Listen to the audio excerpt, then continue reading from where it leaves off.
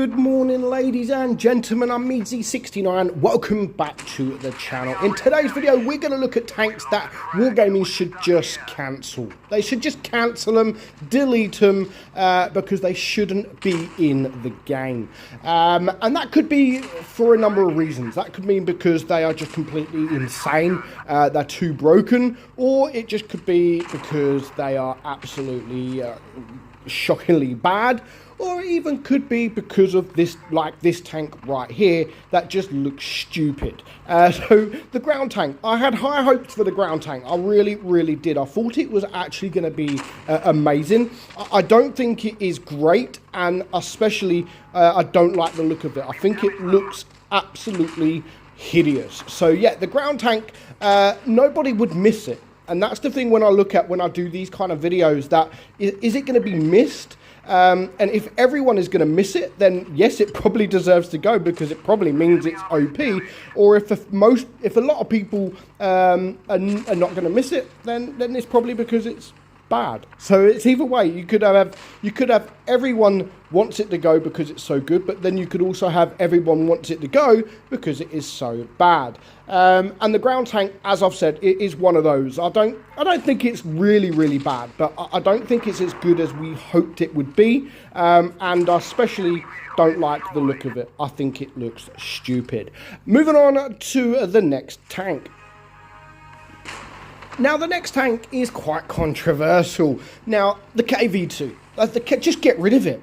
Just absolutely get rid of it. Now, this is one of the most played tanks in Blitz. It was one of a kind for so many years. Then Wargaming, they gave us a new tank, you know, a new KV2, and it comes as the name, the Smasher. Of course. Now, ever since the Smasher came into the game, there was no reason whatsoever to play the KV2. And when you do play the KV2, you just realise how shit it actually is. It's just got nothing on it like the Smasher has. And again, if you go play the Smasher for 10 games in a row, then you go and play the KV2, you actually understand just how bad the KV2 is. Now, Wargaming nerfed it. They bring the Smasher in, and then they go and nerf the KV2, and it is just an absolutely shocking tank. Next up, another tank that Wargaming can or should remove, the FCM 36 Pack 40, because it is and it's the Smasher itself. Yes, I know we've added the KV2 because the Smasher, but the Smasher should have never existed in the first place. They have just literally taken the KV2, gave it some acid, and there we go. There you have it. They've literally upgraded it so much that it is just insane. It's one of the most broken tanks in the game that shouldn't even be in the game. Now, the worst thing is, as I have said so many times, before this game was released, I actually had access. I was one of the only people to have access to this tank, and I informed Wargaming before they released it that they should not release it. But do they listen? Of course they don't. Now, of course, Wargaming have stated a number of times when people have asked, why do you not nerf the Smasher? Because it's just too broken. And their response is the same every time. There's not enough people that plays the tank to make it effective. So obviously, when you do see a Smasher, yeah, it is insane. It is insane. It's always been insane, and of course, very annoying. But overall, there's not enough players that play the tank to actually make a difference. So, of course, the Smasher, Wargaming, as much as I love it, and I do love it, I think it is a fun tank, but only because it's broken, it's still a tank that they should just get rid of. It's still a tank that they should cancel and we should never see again. Moving on to the final tank in this video.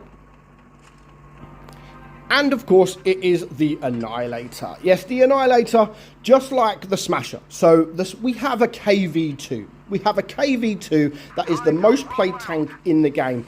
Then Wargaming want to sort of work with that. You know, their marketing team is like, they're looking at it. What is the most played tank in Blitz? It's the KV2. Well, let's make a better KV2. Let's make a premium KV2, and let's make it insane, because everyone is playing the KV2. So all these people that are playing the KV2 are then going to buy the Smasher. That's my logic. That is my logic of why they've made the Smasher.